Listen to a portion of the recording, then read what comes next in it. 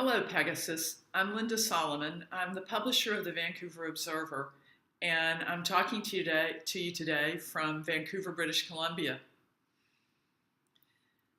I lead a team of journalists that is one of the best working in Canada today. And although I'm a prolific writer, I am not a public speaker. And I also find it is really difficult addressing you by looking into my own computer instead of looking into your faces. So I hope you'll forgive me for any awkwardness in this video. Thank you. Warren Bell has asked me to talk with you about advocacy journalism and how I do it and how I see it. I would like to use the term instead, public service journalism.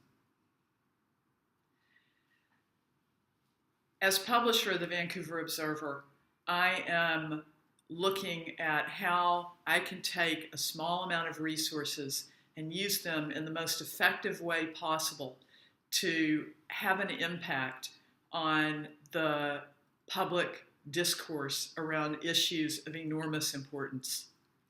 I am looking for where the gaps are, what other media is not covering, and where we can get in and do something original and important that will have meaning to a large number of people. What I'm not thinking about as I'm doing that is the outcome.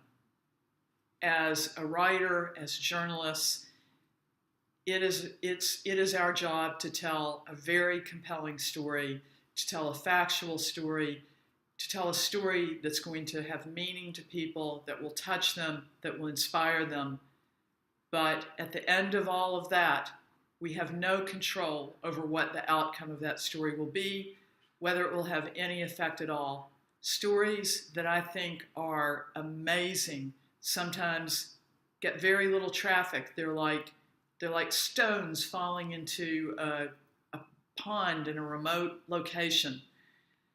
And yet other stories that also seem very obscure have enormous reach and readership and seem to have a tremendous impact.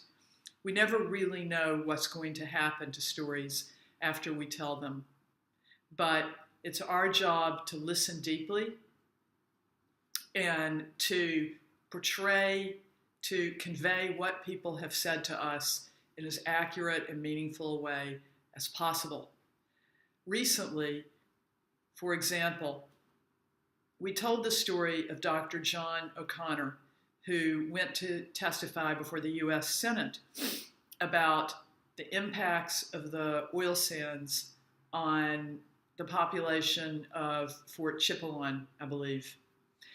And Dr. O'Connor raised a very serious alarm about incidences of an unusual kind of cancer. I believe it's bile duct cancer. And he said there were an alarming number of cases of this. His testimony reflected what I had heard people say last summer when I was at the 2013 Healing Walk in Fort McMurray. There, people were telling me that their relatives were dying of cancer, and they were telling me that they couldn't drink the water. These are stories that have been out in the media, and now Dr. John O'Connor was saying there was proof of this. There was scientific data to support this. We published this story about 6 weeks ago, I believe, and it did get an audience. It did make an impact. It actually had a big impact. This story was also picked up by other media. Afterwards, Dr. O'Connor was attacked he was attacked by Margaret Wente in the Globe and Mail. He was attacked by other writers. He was vilified, and he retreated. He went silent for some days. We continued to try to get in touch with him, to follow up with him, because very shortly after that, the government of Alberta came out saying they had done studies and there was actually no evidence at all that there were extra incidences of cancer, that it was too hard to differentiate whether the cancer was happening because of the oil sands or because of people smoke more. There were many different reasons, and the government of Alberta made statements that threw Dr. O'Connor's statements into question further. So this story traveled a very circuitous path, and as the story unfolded, it became more and more complex, and we continued to try to dig and to understand where the truth was in this story, because this is a story that has enormous public import. Finally, Dr. O'Connor did respond, and he indicated to us that there will be more information coming out soon, more studies that will contradict what the Alberta government says. These are the areas that we deal with every day.